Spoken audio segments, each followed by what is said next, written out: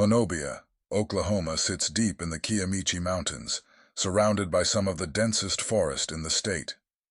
In 2000, the town had fewer than 100 permanent residents.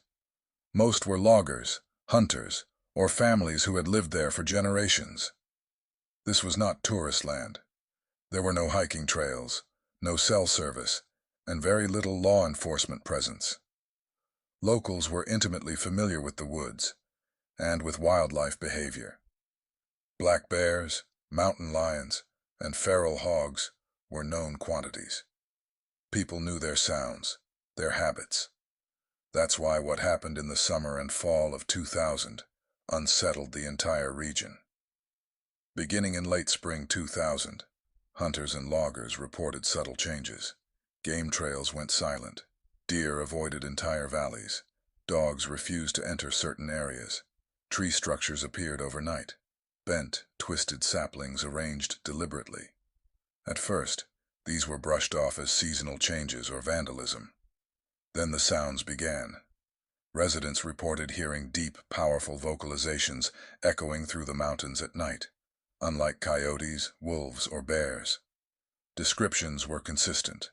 Long, rolling howls that lasted several seconds, low-frequency roars that could be felt in the chest, call and response patterns between multiple points in the forest. Some residents reported hearing wood knocks, sharp, echoing cracks, repeated rhythmically. These sounds occurred night after night, moving closer to homes. By early summer, sightings escalated. Multiple residents described large, dark shapes crossing logging roads at night, tall figures standing at tree lines watching cabins, heavy bipedal footsteps circling properties. Estimated heights ranged from 7 to 9 feet. Most witnesses refused to give public statements, fearing ridicule. One family reported something pushing against their mobile home, causing the walls to flex. No damage was done, but the message was clear. By midsummer 2000, several households reported ongoing harassment, lasting days or weeks at a time. Rocks thrown onto roofs, tree limbs snapped near houses, footsteps circling properties all night, growls and vocalizations responding to human voices. This behavior was not random. It was sustained, targeted, and territorial. One resident later said, "It felt like we were being pressured, like something wanted us gone." The LaFleur County Sheriff's Office received multiple calls. Deputies responded but found no trespassers, no signs of human activity, footprints too large and inconsistent to identify. Several deputies reportedly heard vocalizations firsthand, but declined to comment officially. No formal investigation was launched. The events were categorized as unknown wildlife disturbances. What made HONOBIA unique was the number of witnesses reporting more than one creature.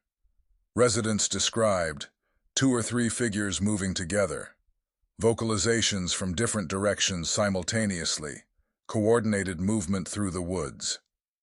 This suggested group behavior, not a lone animal. The forest around HONOBIA felt occupied. By late summer, families slept with lights on. Firearms were kept loaded by doors.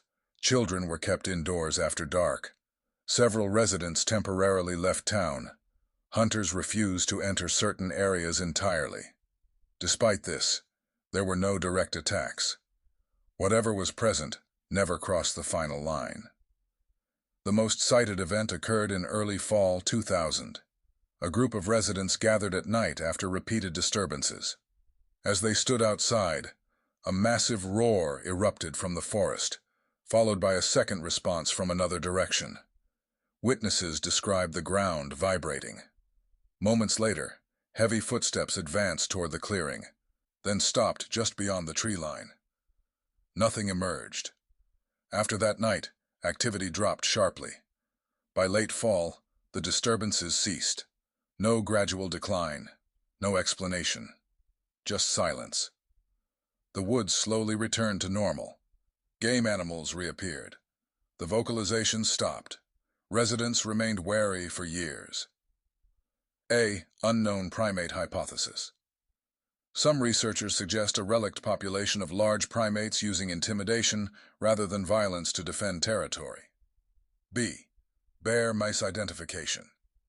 Black bears can vocalize, throw objects, and stand upright, but coordinated behavior and prolonged harassment are atypical. C. Psychological contagion. Fear spreads quickly in isolated communities, but this fails to explain multiple physical signs and law enforcement witnesses. D. Environmental pressure. Logging activity may have pushed an unknown species into closer proximity with humans.